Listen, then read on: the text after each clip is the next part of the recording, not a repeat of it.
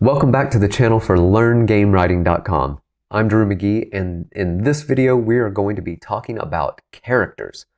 Characters are one of the most important aspects for a game writer to get their mind around. Characters are often who is going to be delivering the dialogue that you write.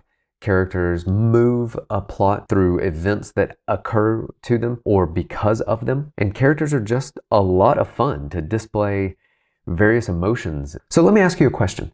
Why are characters so important in a video game? Okay, time's up. The answer is characters reflect our humanity. They give us context for what we're doing in the game. And this is completely different than when there are no characters at all. If you don't believe me, try to find a game that doesn't have a character and see if you can immerse yourself in the context of what you're actually doing in the game. So when we talk about characters in video games, and this could be jumping blocks like in Thomas Was Alone, or this could be fully fleshed out, very photorealistic characters like we see in The Last of Us. These characters help us to dive into the immersion of the world and sort of see the things that we are doing, the actions that we're taking as a player, as a human, right? Even if it's a anti-hero or maybe an antagonistic character, we still see aspects of our own humanity reflected back at us. This is essentially why characters can provide so much more context to a video game than pure mechanics. So when you're creating a character for a video game, when you're going to be writing about this character, one of the first things you should be asking yourself is, what is the purpose of this character in the game? Now, when it comes to the player character, or if you are in fact having a player character realized in the game, they are going to be the avatar of the player.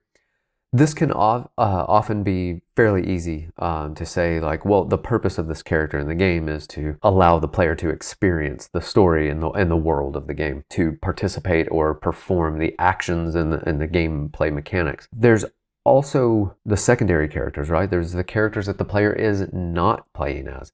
And these really start becoming more of a question of, why are they in the game? What are they supposed to be doing?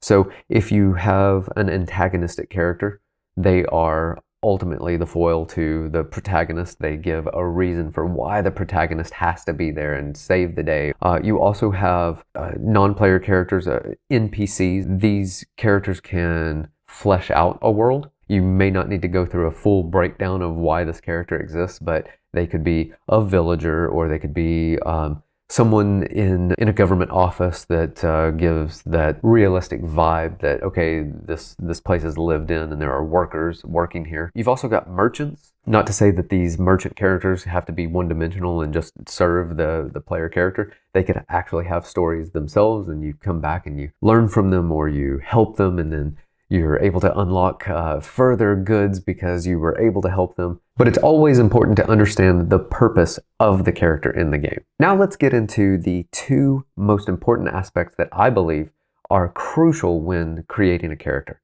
They are, what is the character proficient at? And what are they fearful of, or what are they weak against? And why do I think that these are the two most important aspects of character creation? These are exactly the things that you will play off of when writing these characters and putting them into situations that they have to master or they have to persevere through. So what are they good at? Throw them in situations that require that strength. And then what are they bad at? Throw them in those situations and let's see how they manage to get out of it. Can they use their strength to overcome their weakness, or do they have to develop a new sort of pivot to get around their weakness? Over and over again in a game, your main character is going to be relying on their strengths to get them through things, and they're going to fall victim to their weaknesses. And when this is done well, you've got endless amounts of tension and drama that can really build a strong story. Hey, a real quick interruption. If you're into this type of conversation and learning about game writing, go ahead and click the like and subscribe button below and that notification so that you know when the next video drops. It will help me immensely to grow the audience and to grow our community, and I would really appreciate it. Also, if you want 3 quick steps to jump into game writing right now, go to the link that I've put on the screen or in the notes below, get that free PDF, and you'll be on your way. Thanks. Let's use an example from a popular video game, Geralt of Rivia in the Witcher series. What are Geralt's proficiencies? He's an excellent swordsman, he is good with potions, and he's actually a pretty good detective slash sleuth. He uses deductive reasoning to figure out what's going on. Now, what is Geralt's weakness? Geralt is superhuman. He's considered non-human by the humans, and he's considered human by the non-humans. He's not invincible, and that's crucial for a super character like this, right? Geralt's weaknesses generally tend to be weaknesses of the heart. So he is weak against Yennefer and Ciri or Cirilla. He will put himself in tons of danger and fall victim to their manipulations. So this almost inhuman character is very vulnerable to that human flaw of caring too much for the ones you love and being blinded to what they're capable of. He also happens to be fairly weak against magic. So even though he goes up against a lot of magic users, he has been defeated quite a bit in the books, the games, even in the TV series. So he has these moments of weakness. They increase the tension, right? Because if a magic user is coming after Geralt, you're like, oh no, how's he going to get out of this? Okay, so we have covered the two most important aspects that I think belong in your character creation mindset. But there's also a few other things that we need to cover. So when developing a robust character, you really want to know who they love or what they love, and who they hate or what they hate. So once again, these are two very human traits that move us internally as far as how we operate in the world, right? I go after the things I love, I protect the things I love, I try to avoid or try to mitigate the things that I hate in life. These characters are going to get into situations where they are forced to protect the ones they love. And this should be consistent. What does this character love? And what are they willing to do to protect that love? And then what are the things they hate?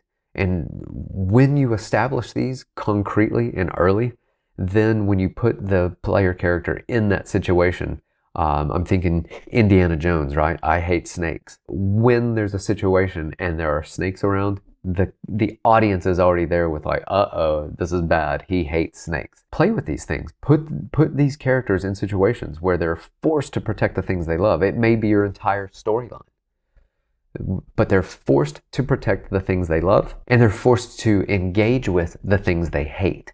These are very strong things that if you can nail down, you're almost through with what a character needs to be, right? If you've got their strengths, their weaknesses, what they love, and what they hate.